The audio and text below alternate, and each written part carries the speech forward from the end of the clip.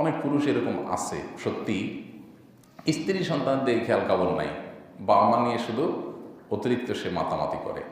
বাবা মা এবং স্ত্রী সন্তান এদের মধ্যে, ভাই বোন এবং স্ত্রী সন্তানের মধ্যে ব্যালেন্স করা, এটা ম্যাক্সিমাম স্বামী বুঝে না, কার কতটুকু পাওনা। হয় একদিকে বেশি ঝুঁকে যায়, অন্যদিকে জুলুম হয়ে যায়।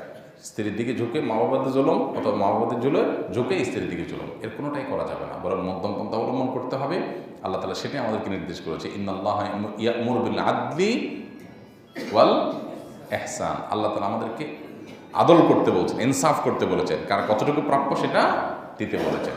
শুধু মা বাবা নিয়ে, ভাই বোন নিয়ে পড়ে থাকবেন, ছেলে মেয়ে স্ত্রীর খবর দেখবেন না, এটা সঠিক না। বরং মা বাবার যদি অন্য ছেলেরা দেখার মতো থাকে, তখন তাদেরকে দেখায় আপনার উপর এত কর্তব্য না যতটা কর্তব্য স্ত্রী সন্তানকে দেখার। কারণ তাদেরকে দেখার কর্তব্য একমাত্র আপনার উপরে, আর কারোর উপরে না। মা বাবারটা তো, মা বাবার আরও সন্তান থাকলে তাদের উপরেও কর্তব্য